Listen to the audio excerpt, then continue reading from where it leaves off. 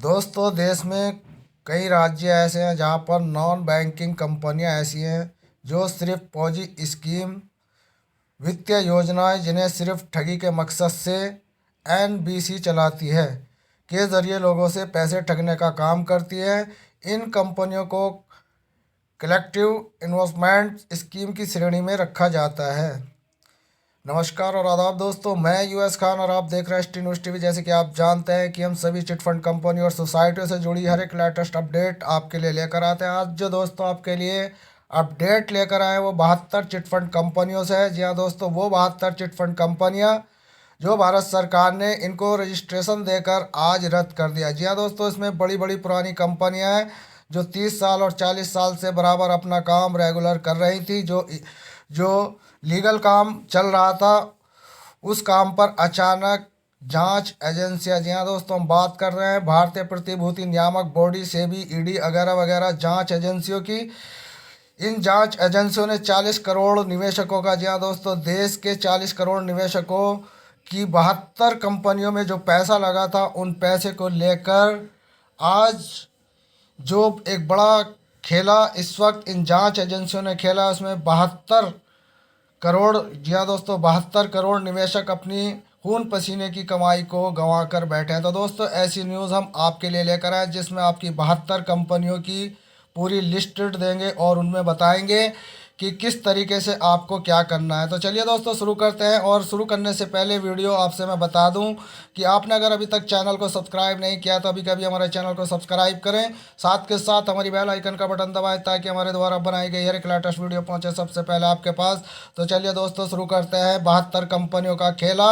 ऐसी कंपनियों के वित्तीय मामले में लेन देन की मॉनिटरिंग सेबी करता है। जैसे कि मैंने अभी दोस्तों बताया कि भारतीय प्रतिभूति नियामक बोर्ड सेबी सेबी के शिकंजे में ये 72 कंपनियां थी और आज सेबी विभाग इनके विरुद्ध काम कर रहा है। सेबी ने सिर्फ CIS के तहत काम करने वाली 51 NBC और ब्लैक लिस्टेड किया है। इन कंपनियों में लोगों को पैसा नहीं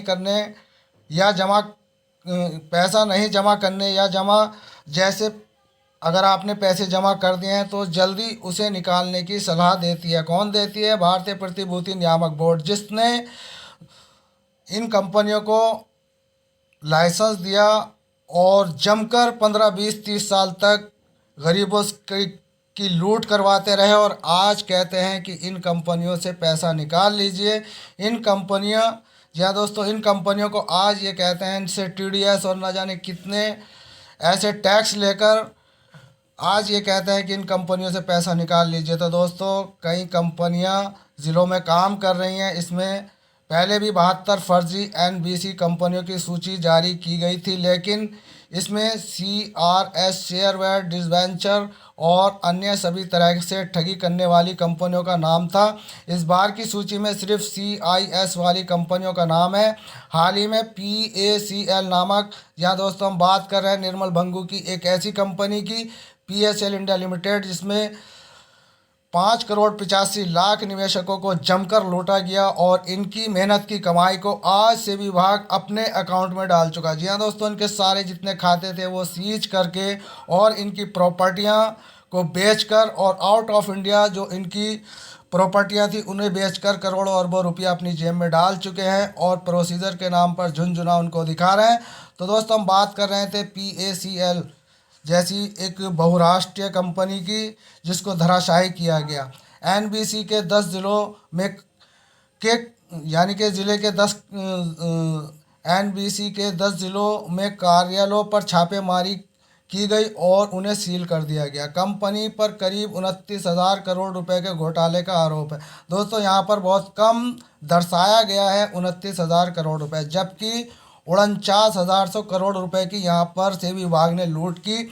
और दोस्तों आगे कहते हैं कि सतर्क रहें, यानी कि हमको कहते हैं कि चौकस रहें और FIR करें। ये कंपनियां मौजूदगी की सूचना संबंधित ज़िला कार्यालयों में नहीं देती। जी हाँ दोस्तों, यहाँ पर आपको किस तरीके से गुमराह किया गया ये भी हम आपको बताते हैं।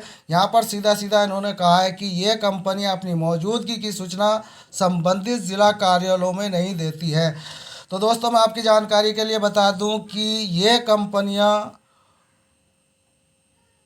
जी हाँ दोस्तों, ये कंपनियां सेंट्रल गवर्नमेंट के अंडर में चल रही थी और टीडीएस और तमाम तरह के टैक्स ये इससे वसूल रही थी। और यहाँ पर कहते हैं कि इनकी कोई जानकारी नहीं होती। जानकारी जब होती है जब लोग एफआईआर करते हैं। तो दोस्तों यहाँ पर कोरा झूठ यहाँ पर ये बोल रहे हैं।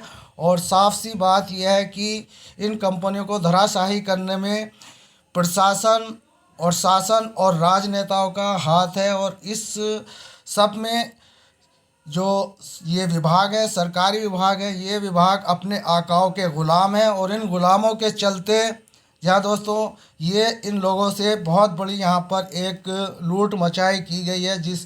जैसे कि मैंने अभी बताया कि 72 कंपनियों को यहाँ पर सीज किया गया है। और ये वही कंपनी है जो भारत सरकार से रजिस्टर्ड है।